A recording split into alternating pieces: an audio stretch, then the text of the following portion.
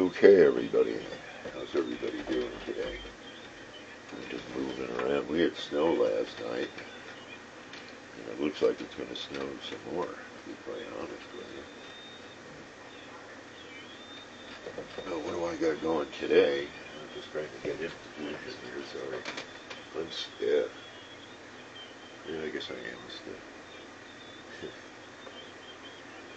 You know, here we go. What do I got on? Right, that's 415. Gator Outlet, Florida, USA, stand by. 20209, London, England. Well, I know him. I've talked to him before. We're on CB right now on the lower side of 38, 27385.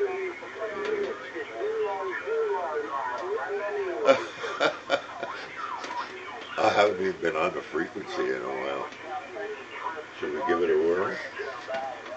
Let's see if they're all hooked up. CQDX, New York Q02, USA. We're trying.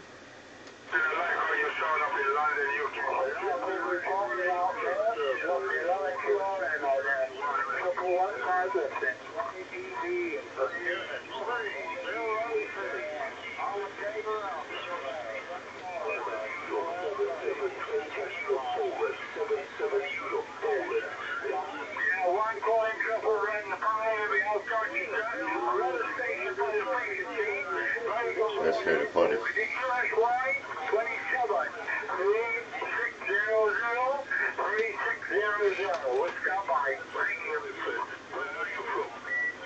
CQDX, New York Q02, USA, operator Drew. We're trying. How about it in the UK?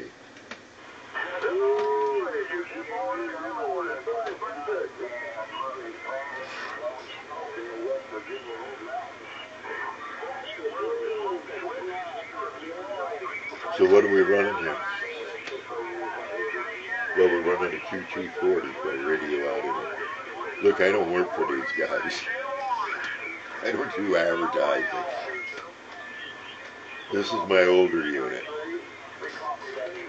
So that is like, this one here is like 3 years old this week, this month. Sorry, this week? Yeah. It's Veterans Day, Happy Veterans Day to all the veterans out there, no matter what country. Yeah, so I do get some comments, some thoughts on the Radioddity QT-40, and people get used to hearing it, and you know, and also some of the crew there will say, well, you spend a lot of time just on that one radio using it, and I do, to be honest with you. It's very simplified. There's some programming involved, but it's minimal. I mean, I can even do it. There's some pitfalls, of course, and somebody will say, well, meter. Yeah, well, it's an old-fashioned radio. It looks like a 3900. I could bring mine over right now on 3900. It's so close, it's ridiculous. There's another set of buttons on here, but the thing with this radio is that in the receive part of it, especially when you set up, right, your NRC right there, that would be the second button over. When you set that up and you use the microphone, which is one right here somewhere, I've got it. Don't go too far. Here it is here. Okay. It's got some buttons on it. That's basically, you know, how you get it into mode is by turning it off, pressing the button, holding it, then turning it on, and then you'll get into mode. It's got a 4-pin plug. I'm sorry, I don't do movies. It's not what I do. There, it's got a standard 4-pin plug. Right now I have a D104, a static that I bought in 1972, I looked. So I'm running that right into it now. It loves that. It does not like, it loves this, but this produces so much audio on the highs that it will change the channel. and there's a few other mics too that'll do it occasionally, not all the time. So let's look back at. That's what I like about it. That's CD. Now I'm over here, and I'm on 27415, just by where they're set. So it does have some nice functions. One is the receive. It's a very picky radio, I'll warn you right now. If you read the manual before you're buying one, let's see what we have outside here. Just read it. Oh yeah, I was there anyway. Okay, so this is the manual. It's enough. That's all you need. Comes with a computer wire, of course, and you understand all that. Error code. Voltage is too low. Voltage is too high. E1 and E2, right? So E2 is too high. E1 is...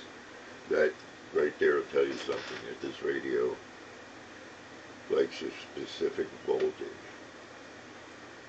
And if your battery starts to go below a certain level, it's just not going to work for you. You're just going to get error codes.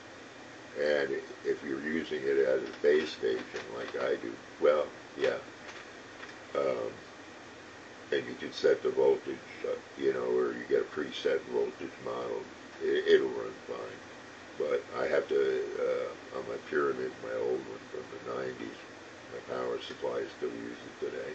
Using it right now, actually. For the radios. It has to be set just so, or it'll give me issues. It really will. The weather function is an E3, and that's like some kind of, you don't have it set or whatever. I don't have that problem. This one's set up. And you do that through the computer. It's easy.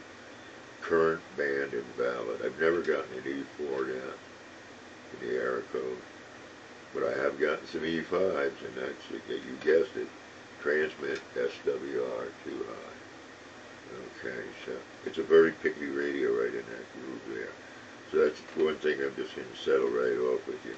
But if you're able to produce the correct amount of voltage and you have everything tuned, you won't have problems. It'll let you know, believe me. It'll let you know.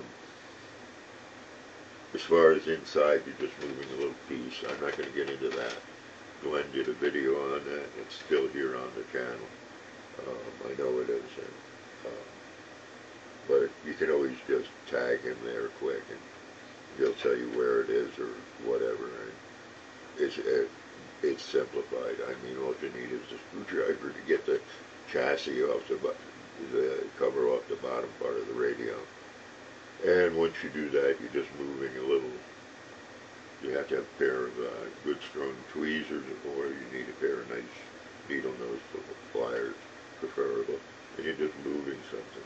Boom. And that's it. That's, and put it back together, and it will work on 11 meters what you want. So,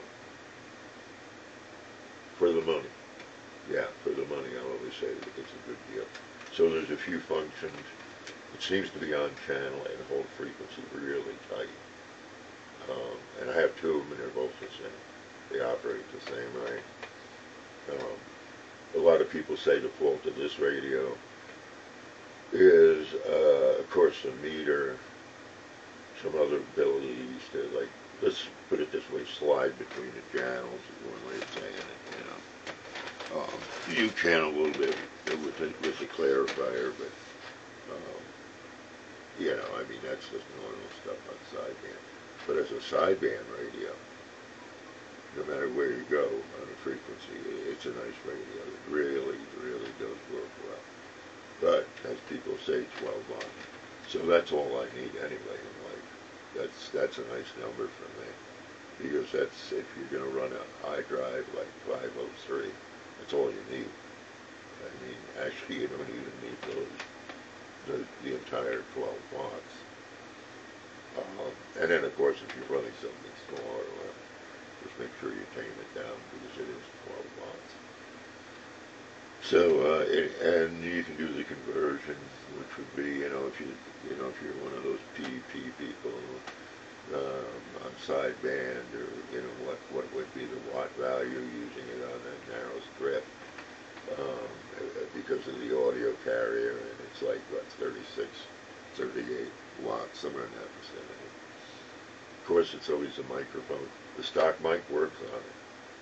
I've used it, there's no denying it, but I've used everything else on the table, and everything works on it, except if you have a very strong, old-fashioned mic, a lot of times just doesn't. It is what it is. Who cares why? But you catch on to that.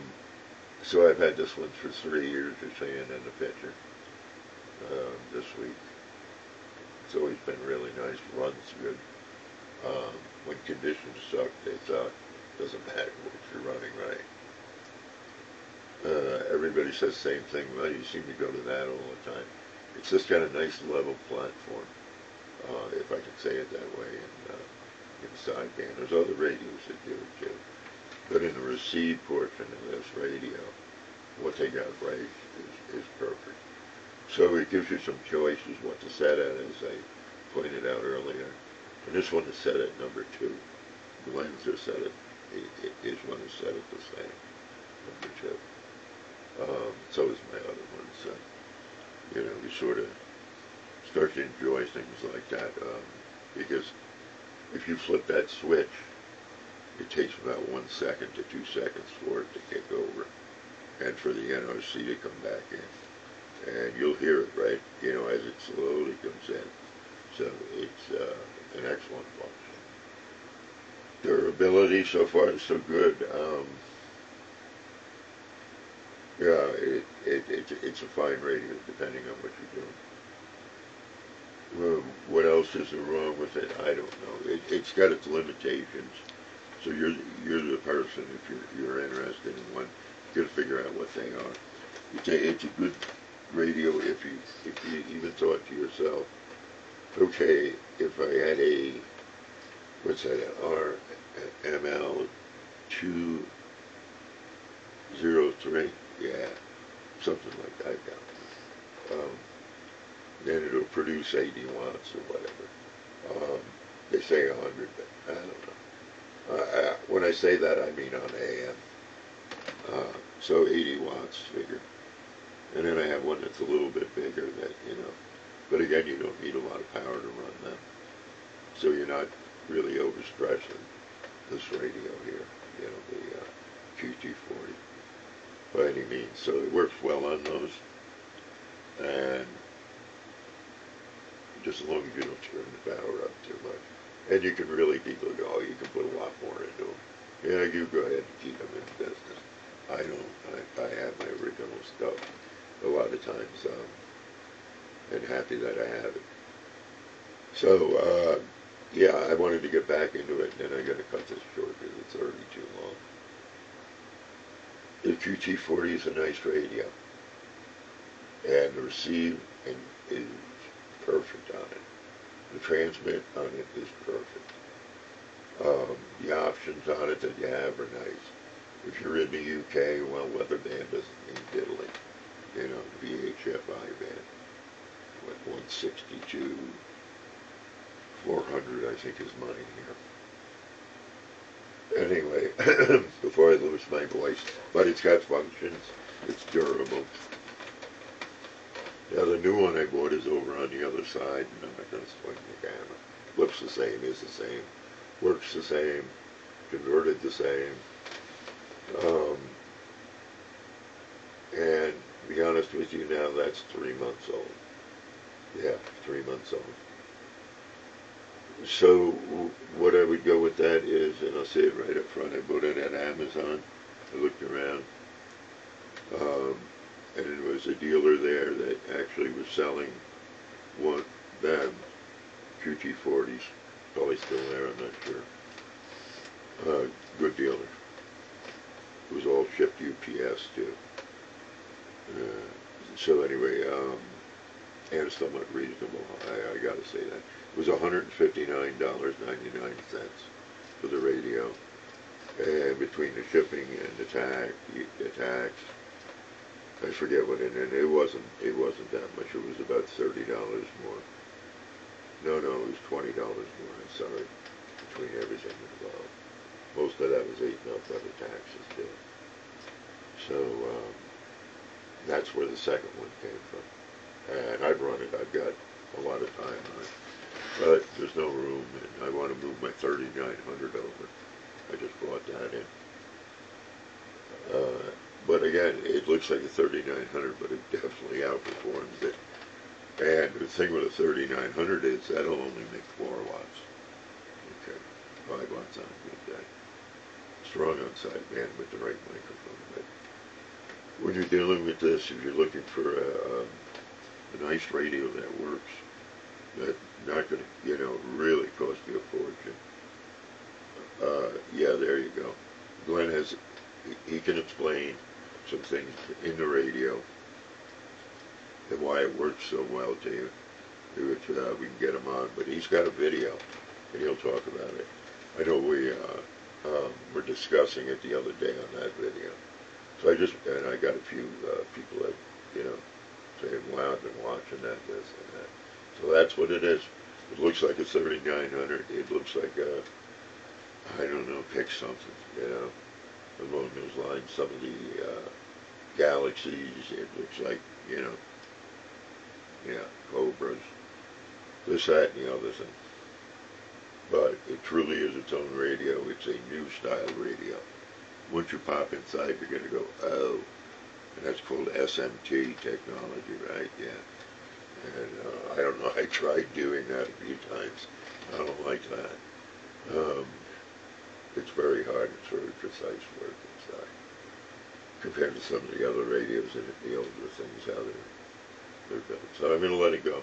I'm going to give you my endorsement of 3 years. And if you've been watching, I do go to it. And I'll tell you why I go to it. It's simple. I mean, it's just, it's stable. So it's less work once I hook up. And I know the correct microphone for it. Of course, I'm running, the 503 after it. The Astro plane is on, and such and such. But, again, I was running it on my little dipole, flat-sided dipole, wire, center fed, and it performed perfectly on that stuff. What should I say? So I will end with, I don't work for Radioddity. I'm just pointing out this radio has I read a couple places. It's in the top 10 of the radios for this year. Some people say that it's #1. I don't know about that. I'm just saying for that kind of money, this is damn good radio. I'll let it go at that. You've watched me talk all over the world. So, here's my shoulder. I've said my piece, and thank you very much.